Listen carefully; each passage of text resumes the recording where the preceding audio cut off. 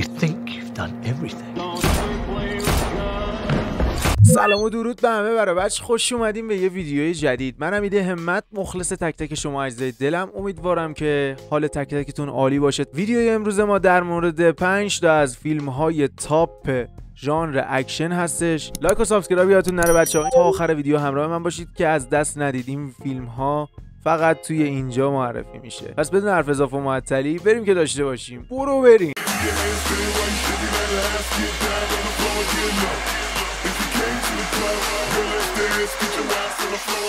شماره 1 فیوریوسا، حماسه مکس دیوانه. Furiosa! We've come too far.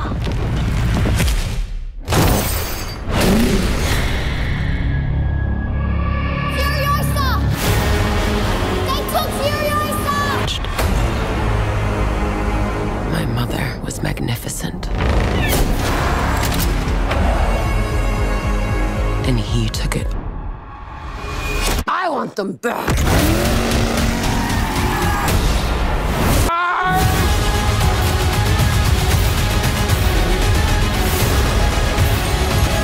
کارگردان جورج میلر. بازیگران این فیلم آنیا تیلور جوی، کریس همسورث، تام برگ، نیتن جونز. خلاصه داستان این فیلم پیش درآمدی بر فیلم مکس دیوانه جاده خشم و داستان جوانی امپراتور فیوریوسا رو روایت میکنه که چگونه در دنیای پسای آخر زمانی به یک جنگجوی بیباک تبدیل شد. شماره 2 ددپول 3. Happy birthday to you.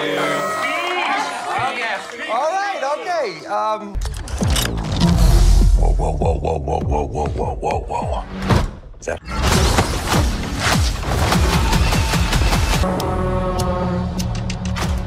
I smell what you're stepping in, Sensei. Your little. کارگردان شاون لوی. بازیگران رایان رینولدز، هیو جکمن، مورنا باکارین، لزی اوگامس. توی این قسمت ددپول با ولورین همراه میشه تا در ماجراجویی جدید و پرخطر شرکت کنه.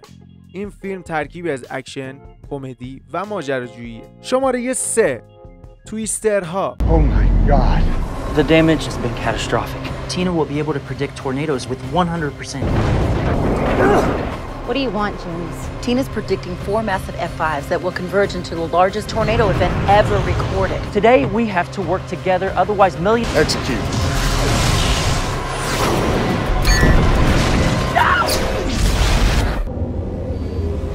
کارگردان لی ایزاک چانگ.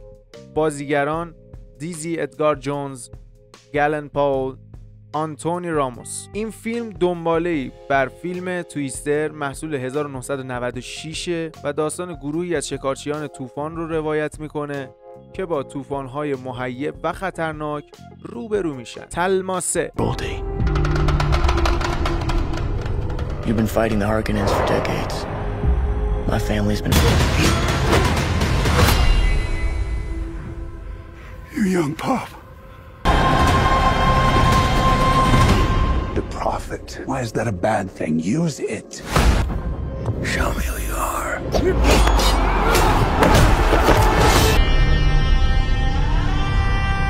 تلما 3 قسمت دوم. کارگردان دنی ویلنو. بازیگران تیموتی شالامی، زندیا، خاویر باردم. در ادامه ماجراهای پل آرتیدیز او به همراه جانی و فریمن ها متحد میشه تا انتقام از دشمنان خانوادگی خود بگیره و از آینده‌ای که تنها اون میتونه پیش بینی کنه جلوگیری کنه. بریم شماره 5 خشم مردانه. Ladies and gentlemen, we have a new addition. Do you have any idea how dangerous?